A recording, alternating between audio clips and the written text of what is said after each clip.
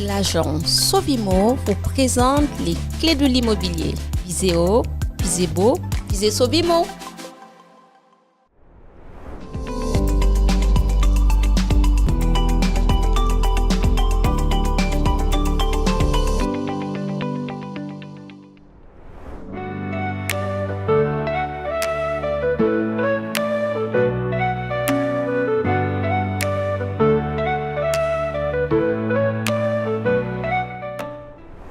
Bonjour à tous, voici Alad dans notre émission Les clés de l'immobilier pour la saison 2. J'ai le plaisir d'accueillir et d'être accompagnée par Amélie. Bonjour Amélie. Bonjour Assia. Amélie, est-ce que vous pouvez vous présenter s'il vous plaît? Oui, donc bonjour à tous, bonjour Assia. Je suis Amélie Angard, je suis agent général d'assurance pour une compagnie d'assurance qui s'appelle Le Conservateur. Oui. Compagnie créée en 1844. Donc, si vous voulez, je vous présente en quoi consiste mon métier d'agent général d'assurance au sein du Conservateur. Donc, spécifiquement sur la gestion de patrimoine, le placement financier, que ce soit pour les personnes physiques ou les personnes morales. Donc, mon métier consiste à accompagner les clients de leur phase de constitution d'épargne jusqu'à la transmission, que ce soit la constitution sur le moyen et long terme, et notamment aider mes clients dans les différents choix qui s'offrent à eux concernant la stratégie patrimoniale qu'ils vont développer durant toute leur vie. Eh bien, c'est génial, hein? C'est génial. Quel est le constat de l'épargne globale des Français aujourd'hui? Alors, l'épargne globale des Français, donc les Français aiment beaucoup la pierre, donc ça tombe très bien, Wassia. Tout à fait. Pour Sovimo. Oui.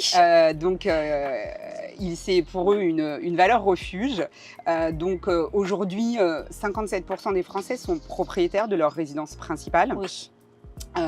Il y a 13% de ces 57% qui possèdent de la résidence locative et 20% qui souhaitent devenir propriétaires locatifs. Donc, mon constat aujourd'hui par rapport à l'épargne globale des Français, c'est qu'il y a parfois un manque de diversification et qu'on a un problème d'équilibrage. Donc, ce problème d'équilibrage avec un patrimoine beaucoup constitué d'immobilier peut amener forcément certains décalages au niveau coûts successoraux, etc. Donc le constat est de bien vérifier à son équilibre patrimonial, financier, immobilier. Mais aujourd'hui, c'est vrai que le Français est très axé immobilier. Et quels sont les incidents que peuvent avoir les Français quand leur épargne est vraiment axée sur l'immobilier? Alors, les incidences, une première incidence, par exemple, ça va être l'incidence de la liquidité, d'accord? Donc, on a cette phase de constitution de patrimoine pendant sa vie active professionnelle. Donc, évidemment, sa phase de constitution, ça va être par l'immobilier, par du financier. Donc, c'est très bien de commencer à se constituer un patrimoine de cette manière. Mais à un moment donné, donc ça c'est une phase qu'on appelle une phase d'accumulation, mais à un moment donné, il y arrive le moment de la retraite, 60, 65 ans. Tout à fait. Voire c'est des moments où on se pose. Et là, il va y avoir peut-être un besoin sur certains sujets de liquidité. Aider les enfants pour le premier achat de la résidence principale, par exemple. Et quand on est dans l'immobilier, qu'on a besoin d'une somme 30 ou 50 000 euros, on ne peut pas se dire je vais vendre une partie de ma pièce. Non, il faut céder l'intégralité de son immobilier. Donc, les incidences, surtout aussi, vont être sur la phase de transmission. Donc, quand on a constitué un beau patrimoine, il va falloir penser à la transmission de son patrimoine. Et les incidences sont notamment celles-ci. Quand je vous écoute, Amélie, lorsque le patrimoine financier et immobilier n'est pas équilibré, quels sont les enjeux? Alors, les enjeux par rapport à ça, si vous voulez, différentes choses. Donc, notamment, on le sait que l'enjeu va être notamment fiscal. Donc, l'immobilier, vous le savez qu'il y a la plus-value immobilière sur tout ce qui est non résidence principale. Donc, il est important lors d'une cession, si on est sur une importante plus-value, de faire attention aussi à la date à laquelle on va vendre son bien, parce que le bien, la plus-value s'éteint totalement au bout de 30 ans, donc c'est quand même une durée assez longue. Donc, tout à fait. Il y a cet événement à noter principalement. Après, il y a aussi la phase fiscale sur le revenu foncier. Le revenu foncier est un revenu quand même fortement taxé aujourd'hui. Donc, il faut faire aussi attention à cela quand peut-être que les revenus deviennent moins importants à la retraite. Donc, c'est pour ça aussi qu'on parle d'équilibrage patrimoine financier.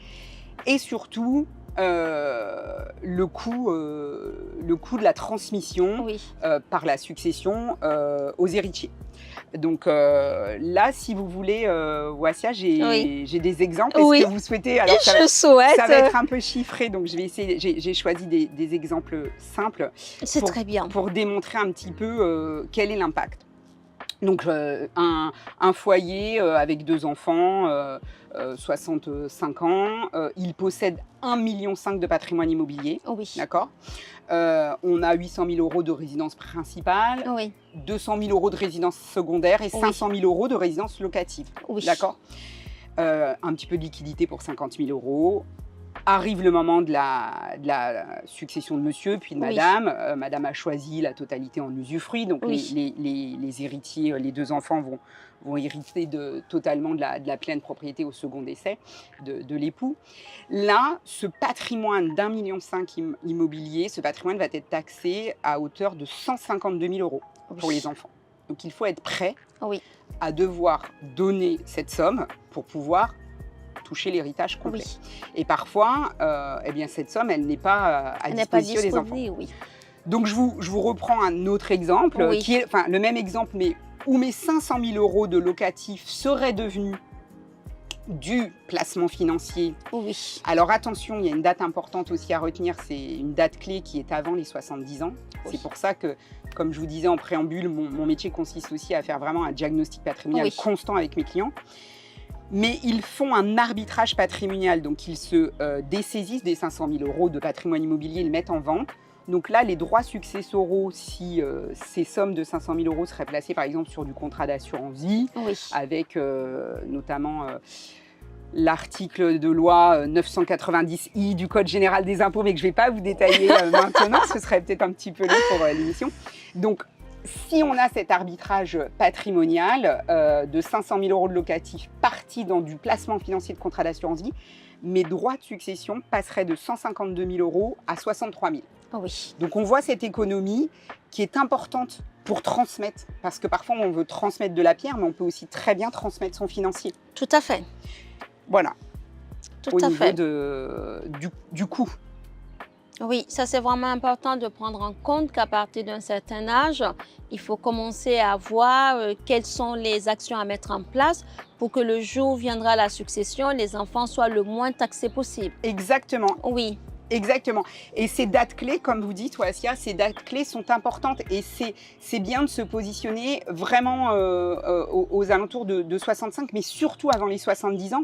Parce que cette info que je vous donne, c'est avant les 70 ans. Cet article que je viens de citer, c'est avant les 70 ans. Donc c'est important de faire son diagnostic patrimonial et notamment dans cette période charnière de 65 à 70 ans. C'est super, Amélie. Comment peut-on remplacer les revenus fonciers? Et oui, vous avez raison, parce que ces revenus fonciers qui émanaient de différents appartements, c'était quand même un patrimoine de 500 000 euros. Eh bien, ces revenus fonciers bruts, puisqu'il faut bien expliquer qu'il y a aussi tous les charges qui incombent, que vous connaissez. Donc, ces revenus fonciers peuvent être totalement remplacés par les fruits des intérêts sur les contrats d'assurance vie. Donc, on ne touche pas au capital. Le capital reste placé. Le client peut récupérer de manière mensuelle les intérêts de ces contrats et totalement remplacer sa partie de revenus fonciers. Il la remplace par des revenus de valeur mobilière, ça s'appelle, et ils peuvent être totalement défiscalisés. D'accord, totalement défiscalisés parce que le client aurait fait attention à prendre date, ce qu'on répète souvent, nous, en tant que gestionnaire de patrimoine, prendre date sur ses contrats. Le client aurait fait attention à faire cela en amont pour que ses revenus soient défiscalisés au moment où il a besoin de ses revenus complémentaires à partir de la retraite, par exemple. Oui. À quel moment, quelle est la meilleure date, ou en tout cas, quel est le meilleur moment où le client doit prendre date de telle sorte qu'à la retraite, il ait le moins d'impact D'impact. Alors, de toute manière, moi je dis un contrat d'assurance vie, il faut prendre date à 2 mois. Donc, mais moi, mes clients sont équipés très tôt parce que, si vous voulez, c'est un produit qui se défiscalise, alors pas complètement, mais il y a des abattements, etc., mais à partir de 8 ans. Donc parfois, ça peut être possible pour un enfant d'avoir un patrimoine assez jeune et qu'on souhaite défiscaliser ce patrimoine à partir de 20-22 ans, ses études. Donc prendre date, pour moi, c'est constant. Il faut vraiment faire attention à ces dates. Mais par contre, effectivement, surtout si à 60 ans, vous n'avez pas ouvert de contrat d'assurance vie, là, il faut se poser des questions, surtout si vous avez beaucoup d'immobilier et que vous avez prévu de peut-être faire des cessions dans les 10 ans à venir. Voilà. Très bien. Amélie, vraiment merci d'avoir pu nous expliquer la place de l'immobilier dans le patrimoine. Quels sont les conseils que vous pouvez donner à nos téléspectateurs? Alors, concernant les conseils pour nos téléspectateurs, donc je leur dirais simplement de surtout de faire une étude bien précise sur ce qu'ils possèdent. Donc, tout dépend à quel moment, hein, parce que peut-être qu'à 30-40 ans, on est plus dans une phase de constitution, mais de se regarder vraiment comme je disais, notre équilibre patrimoine immobilier, patrimoine financier, et ça de le faire de manière constante et de se poser avec un gestionnaire de patrimoine et de faire le bilan avec lui de manière assez régulière. Voilà pour les conseils. C'est génial. Hein? Merci Wassia d'avoir mis en lumière un des rôles du conseiller de gestion de patrimoine. Et merci à vous Amélie, ça a été parfait, c'était très clair. On a pu comprendre l'importance de l'immobilier dans le patrimoine, à quel moment il y a des dates clés sur lesquelles il faut vraiment se baser et à quel moment il faut vraiment mettre les choses en place. Et savoir aussi qu'à partir de 2 mois, l'assurance vie peut être mise en place. Je pense que c'est très bien puisque lorsque l'enfant devient adulte, et pour ses études, ça peut être intéressant de pouvoir récupérer cette somme pour en faire une belle chose. Je vous remercie infiniment. Merci Wassia, merci beaucoup. Merci à vous de nous avoir suivis. Je vous souhaite une excellente journée. Prenez bien soin de vous et à très bientôt dans un prochain épisode. Merci, au revoir.